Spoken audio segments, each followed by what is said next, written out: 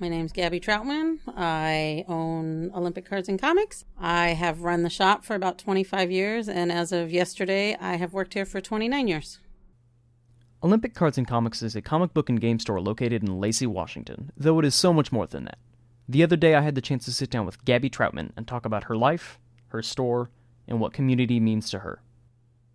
When I was growing up, the only thing I really wanted to be was a school teacher. When I was 15, the woman that used to own the store asked me if I wanted to have a job. And I said sure, because it surely beat flipping burgers. Through a series of events, I ended up buying the shop at 18.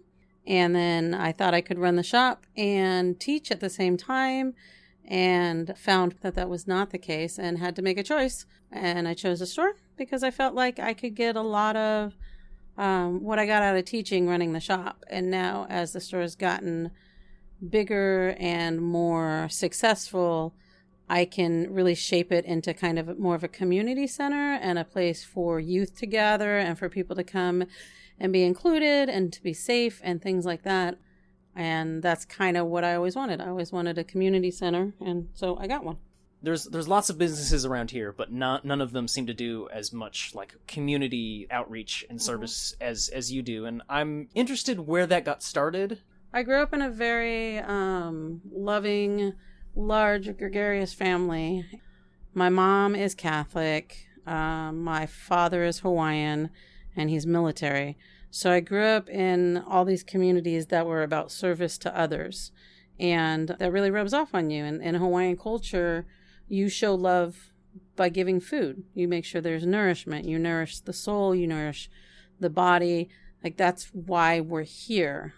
And I was very much raised to believe that, for lack of a better word and not to sound trite, but if you have enough wood, you build a longer table. We never, like on Thanksgiving, we always set an extra table and an extra seating in case someone came. To this day, I still have Thanksgivings for anyone who doesn't have somewhere to be on Thanksgiving, because that's how I was raised. And I think part of it, too, is that when I was first starting out, I was 18. I was a baby. I didn't know anything. I made a lot of mistakes.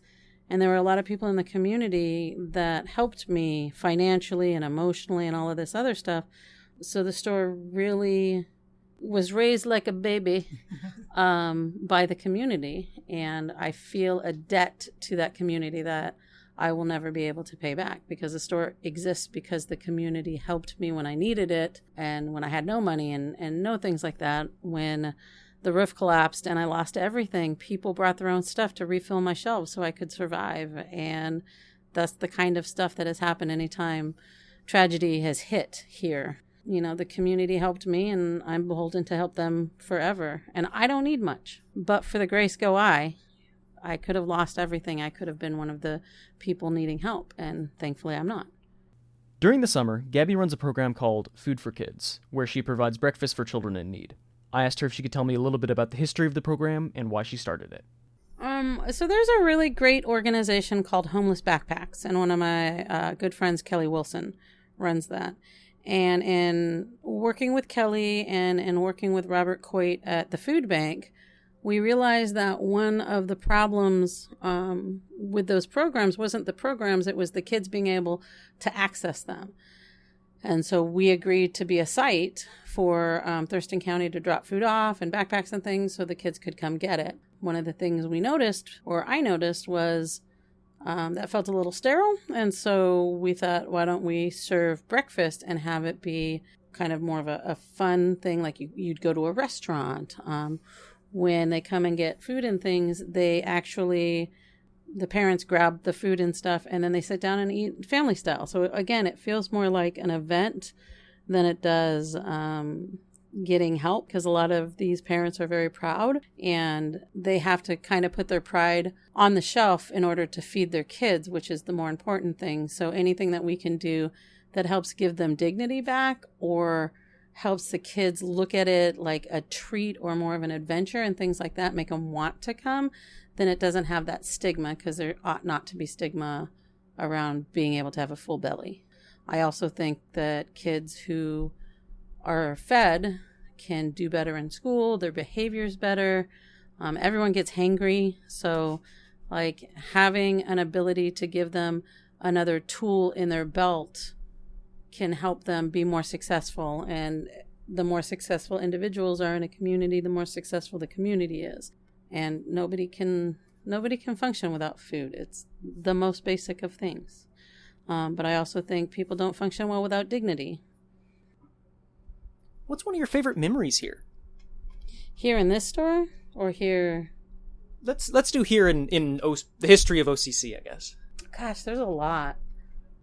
I had a parent come in and bring me flowers to thank me for being such a good influence on a lot of the young boys that were coming in and teaching about being a strong woman. I had some kids on a day that I was contemplating heavily closing the store. They brought me in just randomly for no reason, brought me in a balloon that said "You're 1 in a million" that had a bunch of Hershey Kisses. And I was like, oh, okay, I guess that does make a difference. I mean, so much of my life has happened here because this is where I spend most of my time. I remember the day my niece was born and the day my other niece was born and getting those phone calls in the shop. People rallying when things in my personal life went bad. Our 20th anniversary was pretty good. Our 25th anniversary was pretty good. There's just a lot of little memories that, you know, like for the sake of the story, wouldn't mean anything to anyone but me, but they mean the world to me. We have a customer whose name I will not say because it will thoroughly embarrass him. But I have pictures and memories of him sitting in his diapers playing with Pogs from my first store, and he still shops here. And I still see him every single week.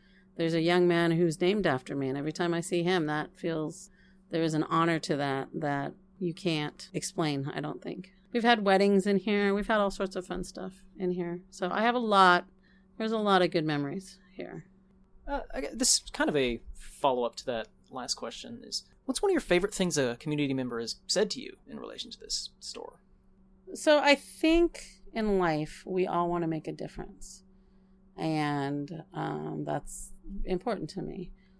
But I think one of the things that a community member came in and told me, I don't know how to really explain what it was, but basically they had done a study all over the state or the country, I don't remember which, but they had done a study and taken correlations between like where there was a lower rate of kid violence and child arrests and 18 and like teenager crime. And for all of the statistics, they kept coming back to this area, the Lacey area. And when they did the statistics and the algorithms and all of that stuff, the thing that they found that was different in this area than any of the other areas comparable was the shop. So all the areas that had like the same police force and same fire department and the same after school programs and all of that stuff, ours was so much less, and the only variable was the shop. And in their meeting, they were like, can we just clone whatever that, because people didn't know what it was. They were like, what is this thing? And the people that knew the shop, trying to explain what it was challenging. But they're like, well, can't we just do that, over here? And they were like, I don't think you can. Really. So that was really good. One of the things that can be challenging too, though, kind of the flip side to that is I've been doing this a long time. And in that time, I have had people come and tell me that something that we said or something that we did saved their life. And that is a heavy responsibility. That is a powerful responsibility, because if that's the case, the opposite can be true. You never know what one thing you can say to someone that's going to really hurt their feelings. And so that is a weight that also exists on the other side of that. And I have messed it up. I have messed it up in my life, and it sucks and it does not feel good. But overall, those are the kind of things that are important to me. Or kids that every comic day is the first comic they've ever owned or the first time they've ever read. Or people that don't have enough money to play board games or have comics or things like that sit in here and they get to be a part of a community that doesn't judge whether they have money or not. That doesn't judge whether they're wearing Nikes or whatever shoes their parents could get, on sale at the Goodwill. And that's probably the biggest thing that's important to me. I love having a comic shop. I love it. It's fun. I love games. I love everything about the retail part of the store. But where my passion really lies is the community center part of it, that people can be here and people can come here and be safe and have fun and have dignity